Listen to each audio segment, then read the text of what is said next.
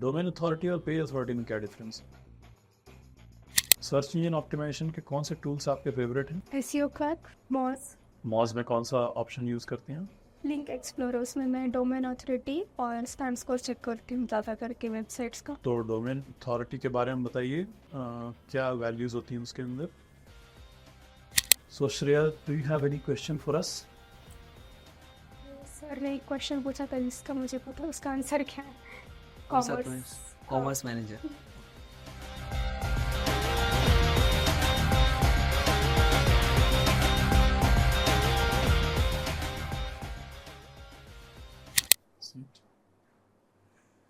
Yes, Shreya. Tell us about yourself. My name is Shreya Vishwakarma. I have recently completed my master's degree in commerce, and I was doing digital marketing expert program course side by side, and I have joined internship at Zensa Work recently, and I am doing project there.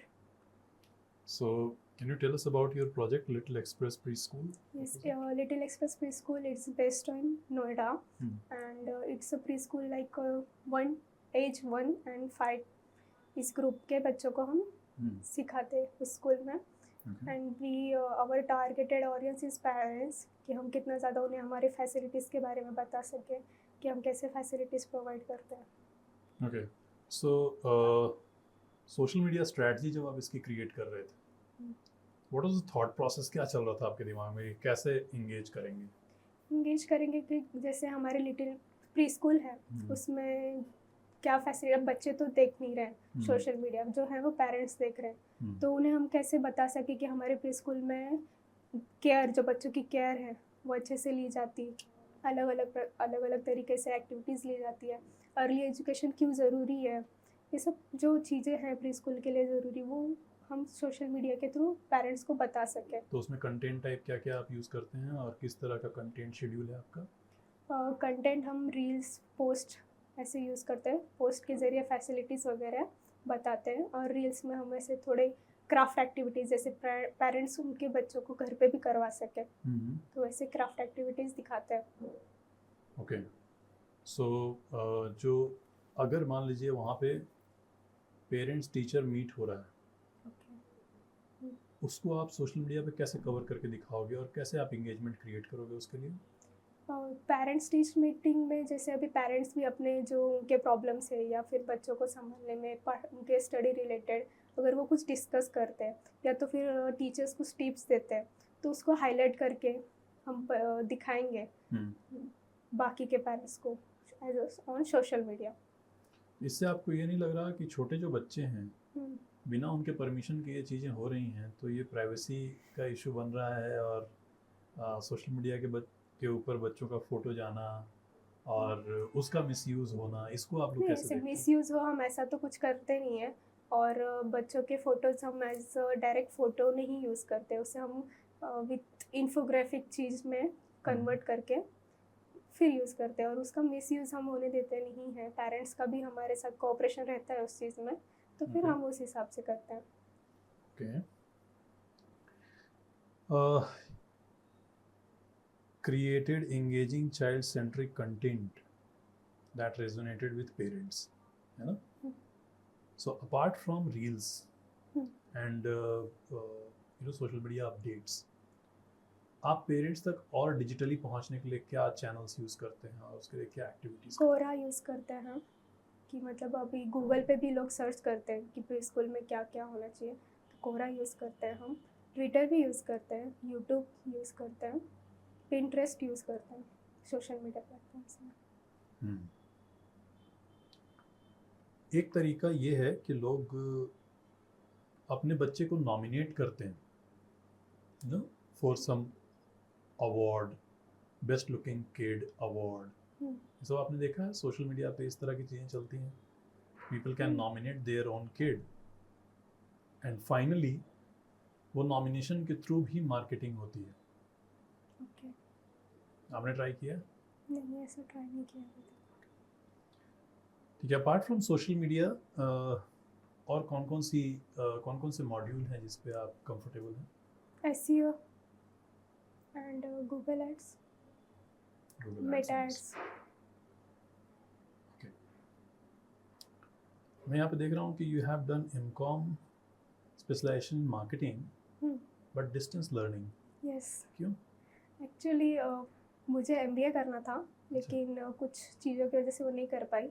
तो फिर मैंने ढूंढा कि कुछ है क्या option MBA के अलावा डिजिटल मार्केटिंग। तो मुझे स्टेन्स के बारे में पता चला, तो मेरा मेन फोकस ये था, तो इसलिए मैंने वो डिस्टेंस लर्निंग किया। तो वो आपने पोस्ट एमकॉम कर ग्रेजुएशन लिया, का सर्टिफिकेट। स्पेशलाइजेशन पोस्ट ग्रेजुएशन के लिए आपने हम्म। डिस्टेंस लर्निंग कर ली हम्म। एंड पैरेलली आपने फिर डिजिटल मार्केटिंग का कोर्स कर लिया स्टेन से। यस, तो अभी कोर्स स्टार्ट हुए और कंप्लीट हुए फिर कितना ये ड्यूरेशन लग रहा है आपको, कितना टाइम लग गया? अभी 7th मंथ चल रहा है 7th कोर्स का। तो अब एमबीए वाला रिग्रेट है? नहीं। ओके, ठीक है। Yes Aditya sir. Yash, so आपने बताया कि आप paid advertising then Google ad Meta ads में कंफर्टेबल। सो मुझे मेटा एड्स में मुझे बताइए कि मेटा पिक्सल के बेनिफिट्स क्या है? पिक्सेल के बेनिफिट्स ये, अगर हम उसे कहीं भी अपना कन्वर्जन जो ट्रैक करना रहता है, तो वो हमें इजीली पता चलता है कि हमारे जो वेबसाइट के अलग अलग पेजेस हैं, उसमें अगर हम अलग अलग कन्वर्जन डिफाइन करते हैं पिक्सेल थ्रू, तो वो आइडेंटिफाई करना कि कौन सा ऑडियंस कहाँ तक है, तो उसका हेल्पफुल रहता है पिक्सेल कोड इस चीज़ के लिए। ओके, सो पिक्सल में कस्टम इवेंट क्या रहते हैं और स्टैंडर्ड इवेंट क्या रहते हैं, दोनों में मुझे डिफरेंस बताइए। कस्टम इवेंट जो पेज व्यू के लिए यूज़ होता है, और स्टैंडर्ड इवेंट मतलब हम डिफाइन कर सकते हैं अलग अलग इवेंट। जैसे वेबसाइट पे लोग ऐड टू कार्ट करते हैं, ऐड टू विश लिस्ट करते हैं, तो अलग अलग स्टैंडर्ड इवेंट कोड उसमें डालने का, तो फिर वो प्रॉपर पता चलता है। तो पेज व्यू भी तो स्टैंडर्ड इवेंट ही है एक। हम्म। सो कस्टम इवेंट कैसे हुआ? कस्टम इवेंट में ठीक है, मेटा एड्स में मुझे बताइए एडवांटेज कैंपेन बजट, ये ऑप्शन आता है ना, हाँ, उसका मतलब क्या है, क्यों यूज़ करते हो, कब यूज़ करते हैं? एडवांटेज कैंपेन बजट हम तब यूज़ करते हैं जब हम मेटा को थोड़ी अथॉरिटी देना चाहते हैं कि वो हमारा बजट डिफाइन कर सके। मतलब कि अगर हमारा बजट थोड़ा ऊपर नीचे जा रहा है, तो फिर वो खुद से वो डिसाइड कर सकता है। हम एक एक ऑडियंस के लिए जो हम करते हैं डिसाइड कि ये बजट होना चाहिए, तो फिर वो हम अथॉरिटी मेटा को देते हैं। ओके, सो वो एड सेट में लगता है या कैंपेन में लगेगा? कैंपेन में। कैंपेन में लगेगा। ओके, सो ठीक, मुझे बताइए मेटा एड्स में कॉमर्स मैनेजर क्या होता है? कॉमर्स मैनेजर पता नहीं। मेटा एड्स में मुझे कौन कौन से टाइप के ऑडियंस रहते हैं? Custom audience and lookalike audience. Okay, बताइए दोनों में क्या डिफरेंस है और क्या है वो? कस्टम ऑडियंस उस पर बेस्ड होता है जो हमसे पहले भी इंटरेक्ट हुए हैं, उनके इंटरेस्ट थ्रू, बिहेवियर थ्रू हम उनको रीटारगेट कर सकते हैं। और लुकलाइक ऑडियंस में हमारे जो ऑडियंस है ऑलरेडी, उनके जैसे ऑडियंस को हम टारगेट करते हैं। तो कस्टम ऑडियंस में क्या क्या ऑप्शंस मिलते हैं हमें, कौन कौन से सोर्सेस मिलते हैं जहाँ से हम बना सकते हैं? कस्टम ऑडियंस में हम फेसबुक थ्रू और वेबसाइट थ्रू और इंस्टाग्राम के भी उनके थ्रू कर सकते हैं, वीडियो थ्रू।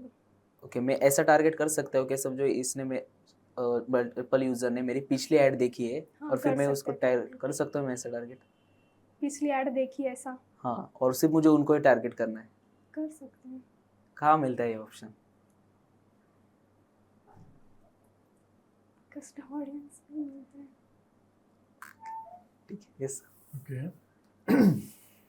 हेड आपने चलाया, नहीं। आपने देखे हैं पैनल्स? हाँ। ठीक है। सो अगर मुझे प्ले स्कूल का ऐड चलाना है, प्री स्कूल का, तो प्री स्कूल के लिए आपका नोएडा में प्री स्कूल है, क्या बजट होगा और क्या एक्सपेक्टेड रिजल्ट है आपका, और कौन सा कैंपेन चलाइए, आपकी प्रायोरिटी कैसे रहेगी मार्केटिंग की?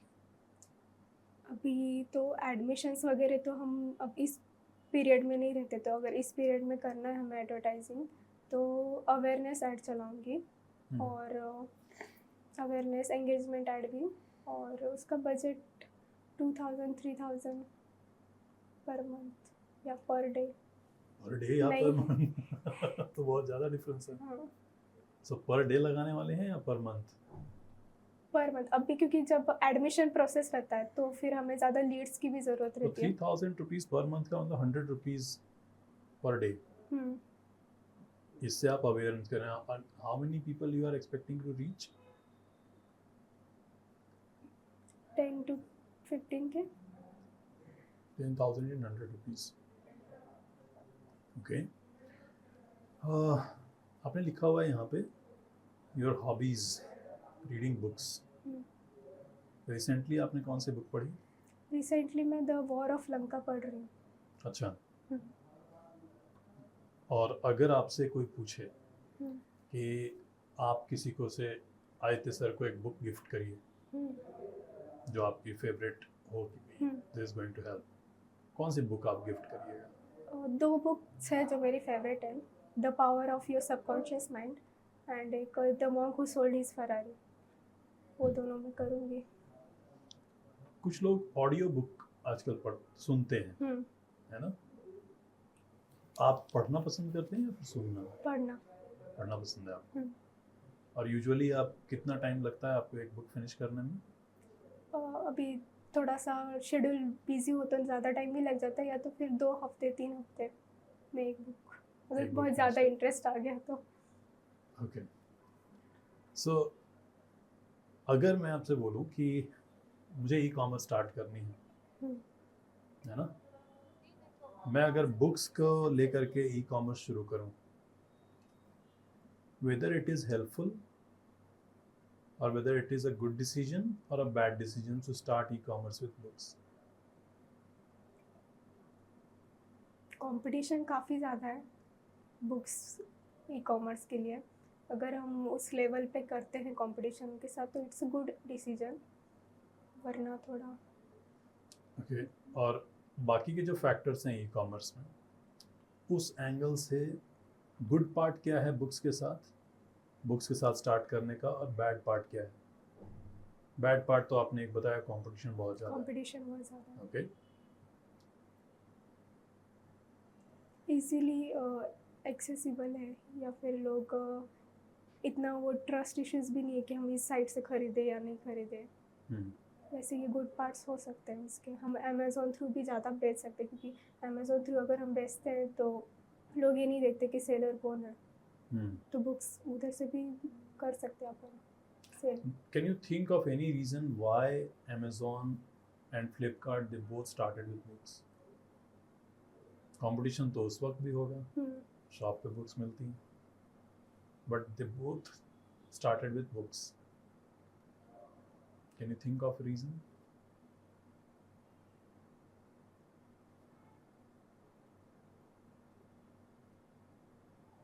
क्योंकि बुक्स को लेकर के जो जेफ बेजोस हैं उनका स्टेटमेंट है कि बुक का कंपटीशन हर चीज़ के साथ है. टीवी के साथ भी है. लोग टीवी देखने लगते हैं तो बुक नहीं पढ़ते, है ना? गाने सुनने लगते हैं, बुक नहीं पढ़ते. ट्रैवल करने लगते हैं, बुक नहीं पढ़ते. तो बुक का कंपटीशन तो हर चीज़ के साथ है. Still he started with books.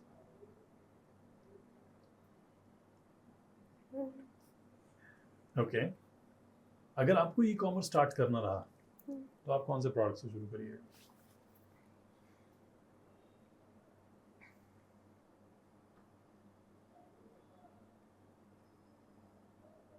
Any specific type of product? Because आपने स्केचेस का भी जिक्र किया हुआ है, आप स्केचिंग करती हैं, तो हम स्केचिंग आइटम्स का ई कॉमर्स शुरू कर सकते हैं. Is it a good idea और बैड आइडिया? कर सकते हैं. ओके. तो स्केच करने में क्या क्या चीज़ें लगती हैं? पेशेंस. ओके. पेशेंस लगता है, बट आप पेशेंस तो नहीं सेल कर सकते ई कॉमर्स में, है ना? सो आइटम्स में क्या क्या लगते हैं? आइटम्स में पेंसिल्स, और वो भी कलर पेंसिल्स, पेंट वगैरह. और अगर मतलब और भी जाना है तो स्केचेस छोड़ के तो पेंट उसके भी अलग अलग टाइप्स होते हैं. पेंसिल्स के भी बहुत अलग अलग टाइप्स होते हैं, तो उस हिसाब से हम कर सकते हैं. Papers, sketch books and all. Right. तो मुझे आप स्केचेस के ई कॉमर्स में अपसेल और क्रॉस सेल का एग्जांपल दे सकते हैं? हाँ. जैसे किसी ने कोई कैनवस पेपर ख़रीदा है, तो हम उसको अपसेल करके उसको कैनवस की बुक बता सकते हैं कि आप ये खरीद सकते हो, आपको ज़्यादा यूज़फुल होगा. और क्रॉस सेल करना है तो फिर जिसने हमारी कैनवस पेपर पहले ख़रीदा है तो उसको हम उसके साथ के पेंसिल्स बता सकते हैं कि ये है, उसे क्रॉस सेल कर सकते हैं. और कोई और तरीका जिससे कि आप प्रॉफिट मार्जिन बढ़ाने में हेल्प करो स्केच के ई कॉमर्स की, apart from upsell and cross sell?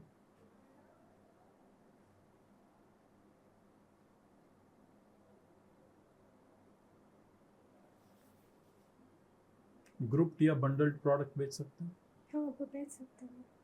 है ना, वहाँ पे हम लोग कर सकते हैं चीज़ें। Yes sir. यस श्रेया, सो आपने यहाँ पे एसईओ भी लिखा है राइट? एसईओ किया है आपने कौन सी वेबसाइट के लिए अभी तक? हाँ वर्डप्रेस में अभी तक इम्प्लीमेंटेशन नहीं किया है, पर बाहर से किया हुआ है टूल्स यूज़ करके। अच्छा, मतलब ऑफ पेज एसईओ किया है आपने कभी? बैकलिंक्स एंड ये लिया है? बैकलिंक्स अभी तक नहीं है। पता है आपको बैकलिंक के बारे में? हाँ पता है। बताइए मुझे क्या क्या स्ट्रैटेजीज है, हम कैसे बैकलिंक हम ले सकते हैं वेबसाइट के लिए? हम इंटरव्यू कंटेंट डाल सकते हैं, इंटरव्यूज़ ले सकते हैं, पॉडकास्ट ले सकते हैं, और हाई हाई सर्चेबल जो कंटेंट होते हैं वो लिख सकते हैं, और इवेंट वगैरह है कुछ तो वो लिख सकते हैं उसके बारे में, तो उससे फिर बैकलिंक मिल सकती है। ओके, एसईओ में मुझे ऑन पेज एसईओ के स्ट्रैटेजीज बताइए, कौन से भी 5 बताइए। टाइटल और डिस्क्रिप्शन में कीवर्ड्स होना चाहिए, और robot.txt होना चाहिए, स्कीमा होना चाहिए, और साइट मैप होना चाहिए, पेज साइज 2 MB से कम होना चाहिए, 4 second within 4 second page load होना चाहिए। कौन सा टूल यूज़ करेंगे आप ये चेक करने के लिए? लोड कैसे? GT matrix. GT matrix use कर। आपने बताया स्कीमा होना चाहिए, मुझे बताया टाइप्स ऑफ स्कीमा क्या क्या होते हैं? टाइप्स ऑफ स्कीमा हम कंटेंट पे, प्रोडक्ट पे, रेसिपी पे, वीडियो पे, इन सब पे कर सकते हैं स्कीमा। ओके, आपने और एक पॉइंट बताया robot.txt फाइल होना चाहिए। हम्म। क्या है ये फाइल और क्यों यूज़ करते हैं उसको, क्या बेनिफिट है उसका? उससे हम अपने कोई पेज पे जो पेज हमें क्रॉल या इंडेक्स नहीं करना है उस पर बैरियर लगा सकते हैं, बॉट के लिए, गूगल बॉट ओके, के तो लिए। समझो मेरे सर्वर पे कुछ फाइल है तो मैं उसको भी बैरियर लगा सकते हो क्या कि ये फाइल ना पड़े ऐसा? हाँ लगा सकते हैं। robot.txt से पॉसिबल है? हम्म, ओके, वर्डप्रेस में आपने किया है एसईओ राइट? नहीं नहीं किया है। आपने यहाँ पे लिखा है कंटेंट डिज़ाइन, हम्म, तो कंटेंट रिसर्च और कंटेंट इसके लिए आप कौन कौन से टूल यूज़ करते हो, कहाँ से आप फाइंड करते हो? कंटेंट रिसर्च के लिए मैं जैसे अभी ट्रेंड्स वगैरह पता करने हो तो फिर इंस्टाग्राम और फेसबुक का यूज़ करना, पिंटरेस्ट पे बाकी के लोग कैसे कंटेंट डाल रहे हैं उससे थोड़ी आइडियाज़ ले सकते हैं, कॉम्पिटिटर एनालिसिस कर सकती हूँ ये सब से, और गूगल ट्रेंड्स भी यूज़ कर सकते हैं कि क्या ट्रेंडिंग है। सो आपका जो प्रोजेक्ट था प्री स्कूल ये वाला, हम्म, तो उसके लिए आप कौन से लोगों को फॉलो करते थे और कैसे आप कंटेंट फाइंड करते थे? उसके लिए हम बाकी के जो प्री स्कूल्स हैं उनको फॉलो करते थे, वो कैसे कंटेंट डाल रहे हैं, एंड एजुकेशन की भी रिलेटेड अगर कुछ रहता है तो वो भी करते हैं। Okay, yes. श्रेया, आपका फ्यूचर प्लान क्या है? How you see yourself like in 5 years? Digital marketing related मुझे काफ़ी डीप जाना है, नॉलेज वगैरह, तो उस टाइम तक मैं ऐसा देखती हूँ कि मुझे डिजिटल मार्केटिंग रिलेटेड छोटी चीज़ पता होनी चाहिए, मैं उस चीज़ में एक्सपर्ट होनी चाहिए, तो मैं देखती हूँ कि as a digital marketing expert मैं उस 5-6 साल तक बन जाऊँ। ओके, तो ये तो अपनी कॉम्पिटेंसी को बढ़ाने की बात होगी, है ना? बट जैसे आपकी पोजीशन, आपके करियर पाथ, वो कैसे आप देखते हैं? Digital marketing expert as a, या टीम लीड, या तो एक्सपर्ट। सो मुझे आप ये बता सकते हैं कि जॉब पोजीशन में कौन सा वो पोजीशन है जहाँ तक आप पहुँचना चाहिएगा in next 5 to 6 years? Director of digital marketing. Okay. The top position Top you are position. targeting. बढ़िया है। एंड आपको क्या लगता है कि उस जगह तक पहुंचने के लिए या डेप्थ में जाने के लिए what are the qualities required? Anybody? अपने वर्क रिलेटेड पैशनेट होना चाहिए, कंसिस्टेंसी होनी चाहिए वर्क रिलेटेड, ज़रूरी नहीं है कि इतना टाइम है तो इतना टाइम ही करो, हमें उस पर पूरा फोकस रहना चाहिए, और बोलते हैं ना, बियॉन्ड जाना चाहिए, चीज़ों को ढूंढना चाहिए, एक्सप्लोर करना चाहिए। सो अभी रिसेंटली आपने पढ़ा था इस बात को लेके बहुत चर्चा हुई थी कि कितने घंटे वीक में काम करना चाहिए किसी को, वर्किंग आवर्स क्या होने चाहिए, 40 hours पर वीक से ज़्यादा नहीं काम होना चाहिए। हाँ थोड़ा सा सुना था इस चीज़ को। एंड मिस्टर नारायण मूर्ति ने कहा कि नहीं, ज़्यादा काम होना चाहिए, 60-70 hours लोगों को काम करना चाहिए। What is your thought in that? Personally मुझे अगर ऐसा लगे तो मुझे ऐसा ज़रूरी नहीं है कि इतने घंटे ही काम करना चाहिए, इफ़ इट नीड तो फिर हमें जाना चाहिए, ज़्यादा भी काम करना चाहिए। सो हमारे ऑफिस में 9 to 7 वर्किंग आवर्स हैं, hmm, Monday to Saturday. Is it okay with you? 9 to 7।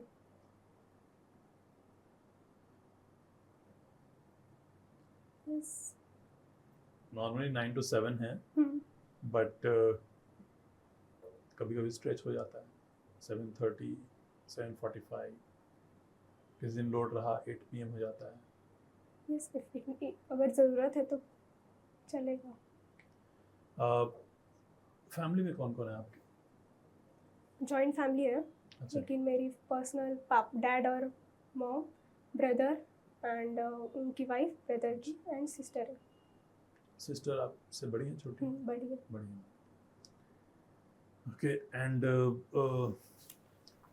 जब डिजिटल मार्केटिंग में आप हैं तो अभी भी ट्रेडिशनल मार्केटिंग जो है वो कहीं ना कहीं थोड़ा इम्पैक्ट तो उसका भी है ही। डिजिटल मार्केटिंग के अलावा ट्रेडिशनल के मुझे कुछ बेनिफिट्स बता सकती हैं आप, जो जिसके लिए कंपनीज को, फॉर एग्जांपल कोई हॉस्पिटल अगर आपको प्रोजेक्ट देता है तो आप उसके कितने % बजट को डिजिटल पे लगाने को सजेस्ट करेंगे और कितने % बजट उसको ट्रेडिशनल पे जाने को कहेंगे? 70% digital, 30% local, sorry traditional. Traditional. और उसमें क्या एक्टिविटीज़ होंगी? ट्रेडिशनल में हम बैनर्स वगैरह क्रिएट करके जो जगह है जहाँ पे ज़्यादा लोगों का आना जाना है वहाँ पे लगा सकते हैं, या तो फिर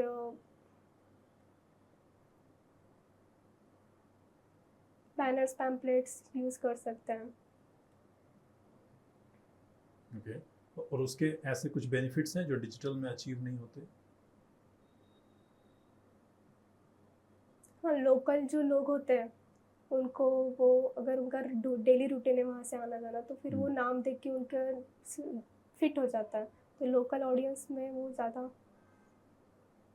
तो आपको लगता है कि डॉक्टर्स को मार्केटिंग करनी चाहिए? डॉक्टर्स को मतलब डॉक्टर्स अगर मार्केटिंग करें, पता नहीं वो अच्छे हैं कि बुरे हैं, है ना? आपका क्या थॉट है, डॉक्टर्स ने मार्केटिंग करनी चाहिए कि नहीं करनी चाहिए? अगर वो कुछ इवेंट्स कर रहे हैं जो लोकल ऑडियंस के लिए है, अच्छे हैं, उन्होंने मार्केटिंग करनी चाहिए। ज़्यादा से ज़्यादा लोगों को वो पता होना चाहिए कि वो कुछ ऐसा प्रोवाइड कर रहे हैं जो आप लोगों के लिए अच्छा है। ओके, तो फिर उन्होंने करनी तो चाहिए डॉक्टर ने marketing। करनी चाहिए या क्लिनिक ने करनी चाहिए या हॉस्पिटल ने करनी चाहिए मार्केटिंग अपनी? हॉस्पिटल ने करनी चाहिए। हॉस्पिटल में। राइट, आपने सर्टिफिकेट्स भी किया हुआ है HubSpot का, 6 सर्टिफिकेट आपने लिखा है। सबसे डिफिकल्ट कौन सा था? गूगल एड्स का जो है, डिस्प्ले एड और सर्च एड। दोनों डिफिकल्ट रहे। कितने अटेम्प्ट में हुआ? सर्च एड का सेकेंड अटेम्प्ट और डिस्प्ले का हो गया था फर्स्ट में। फर्स्ट अटेम्प्ट में कर दिया था। ठीक है।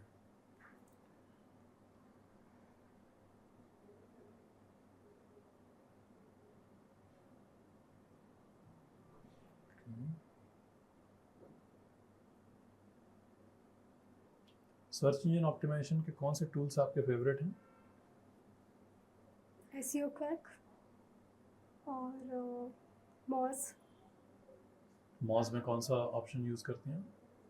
लिंक एक्सप्लोरर, उसमें मैं डोमेन अथॉरिटी और स्पैम स्कोर चेक करती हूँ ज़्यादा करके वेबसाइट्स का। तो डोमेन अथॉरिटी के बारे में बताइए, क्या वैल्यूज़ होती हैं उसके अंदर? डोमेन अथॉरिटी प्रेडिक्ट्स करता है कि कौन सी भी वेबसाइट कितना परसेंटेज है उसका रैंक करने का, कितने परसेंटेज। तो स्टैंडर्ड वैल्यू कितनी होती है उसमें? 20+ होनी चाहिए। मैक्स कितना आता है? 100। डोमेन अथॉरिटी और पेज अथॉरिटी में क्या डिफरेंस है? डोमेन अथॉरिटी पूरा जो वेबसाइट है उसकी अथॉरिटी रहती है, और पेज का सिर्फ पेज की अथॉरिटी रहती है। ओके, सो मेरी वेबसाइट में 5 पेजेस हैं, पांचों पेज की पेज अथॉरिटी डिफरेंट होगी या सेम? डिफरेंट होगी सर।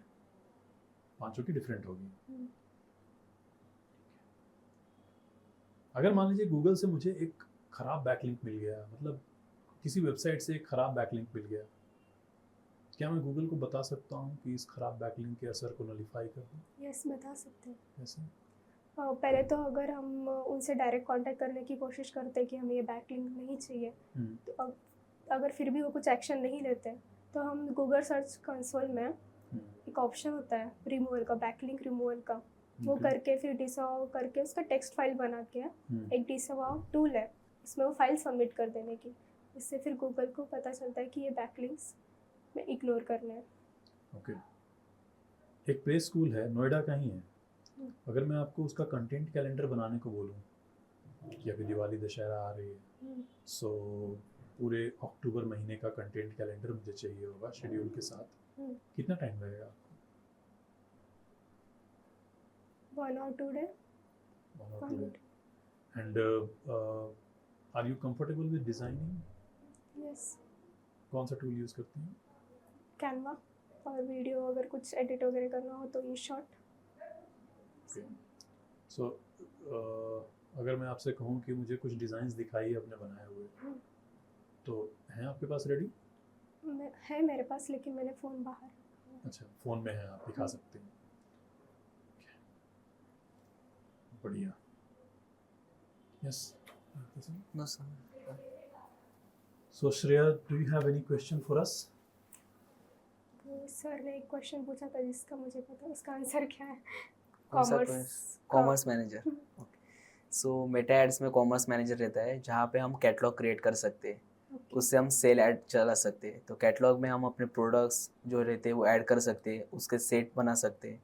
तो ये सब जो काम है वो हम कॉमर्स मैनेजर में करते हैं। Okay, thank you. Catalogue sales conversion ad आपने चलाया है? नहीं सर। ई-कॉमर्स में तो आएगा वो।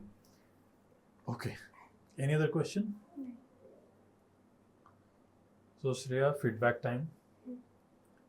आपने इंटरव्यू बहुत अच्छा दिया, बीच में आप डर गई थी? हाँ। क्यों डर गई थी आप?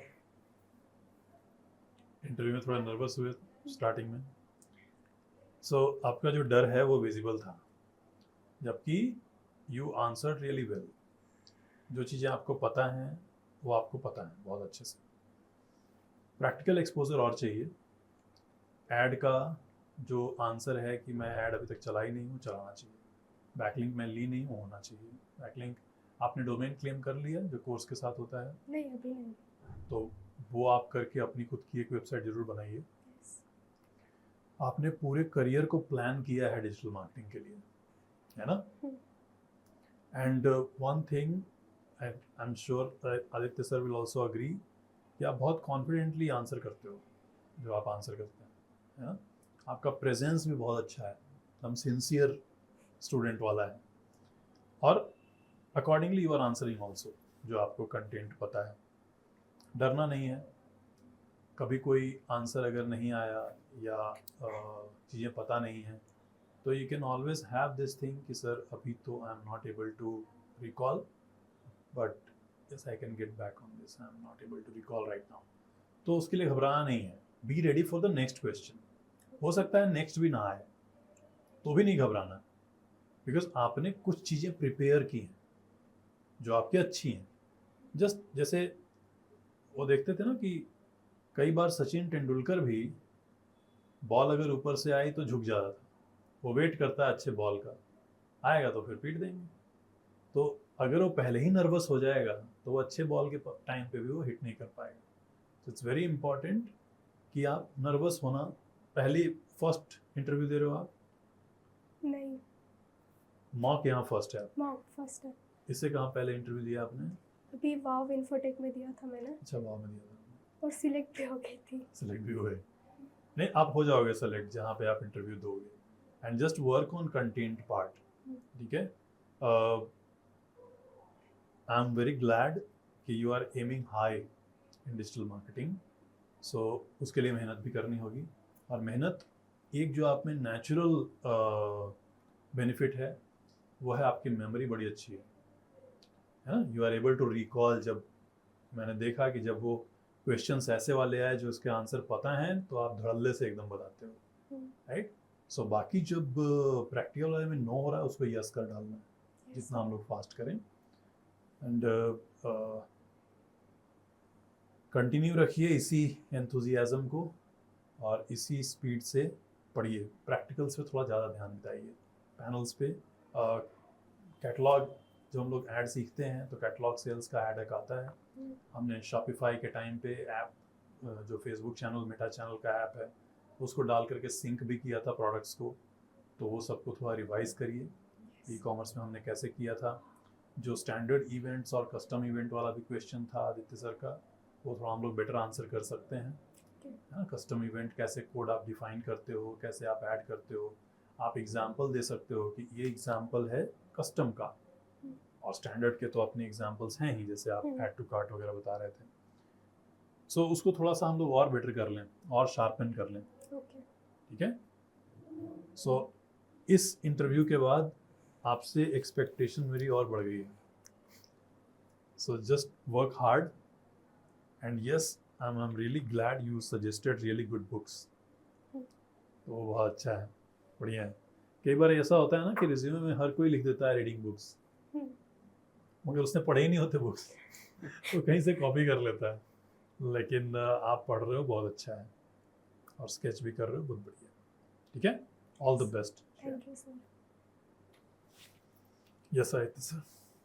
यश, काफ़ी अच्छा इंटरव्यू था, प्लस कॉन्फिडेंस भी था आपके आंसर्स में सारे। इसमें सिर्फ जो आपका आंसर था कि मैंने एसईओ नहीं किया, तो आप अपना डोमेन जो जल्द से जल्द क्लेम करिए और जितना भी सीखा है आपने एसईओ उसको ट्राई करिए, उसको इम्प्लीमेंट करिए।